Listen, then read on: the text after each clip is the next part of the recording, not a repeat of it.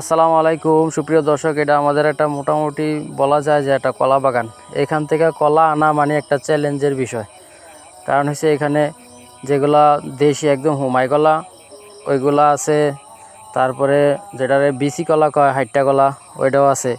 কিন্তু হাইট্টা কলাটি বিসি কলাটি বেশি একটা চুরি হয় না, কিন্তু হুমাই কলা যেটি এটি আনা মানে চ্যালেঞ্জের বিষয়। এগুলা সচরাচর বাতি হওয়ার আগেই চুরি হয়ে যায়। তো নসিব ভালো কীভাবে জানি আমি গেছিলাম, ঘুরতে ঘুরতে যাই দিয়ে একটা মোটামুটি বাতি হয়ে গেছে, পরে তো কোনো কথা নাই, এটা লয়ে চলে এলাম বাড়ি থেকে।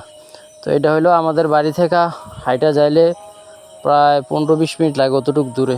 ওখানে জায়গাটা গর্ত করে এমনভাবে রাখছি যে কোনো সময় বরট করে বাড়ি করণ যাবে আর কি। এখানে এই যে কস্তুরাগুলো দেখতেছেন, এটা তো হচ্ছে প্রাকৃতিক মাছ থাকে আর কি। মাছ আরও মাসখানিক পরে ইনশাল্লাহ হিসমু আপনাদের দেখাবো।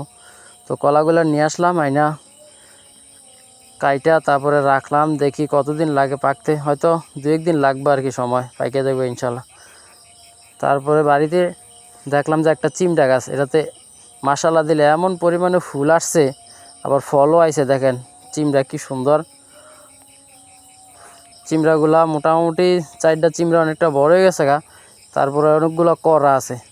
তো যাদের বাড়ির সামনে এরকম জায়গা মোটামুটি ছোটোখাটো 10-15 শতক জায়গা আছে, এখানে বিভিন্ন এটাতে যেমন আমরা লাউ, কুমড়া, তারপরে সিম, তারপরে হচ্ছে চিমড়া, শশা, তারপরে ওই যে নিচে মূলা, তারপর লাল শাক বানিয়েছিলাম, এগুলো বৃষ্টি নষ্ট হয়েছে। ধন্যবাদও বানিয়েছিলাম, এগুলো বৃষ্টি নষ্ট হয়েছে। যাদের বাড়ির সামনে এরকম জায়গা আছে, আপনারা আসলে এরকম নিত্য প্রয়োজনীয় শাকসবজিগুলা চাষাবাদ করলে অনেকটাই সেফটি হয়ে যায়, বা যে কোনো সময় ইচ্ছা করলে এখান থেকে পায়রা রান্না করা যায়।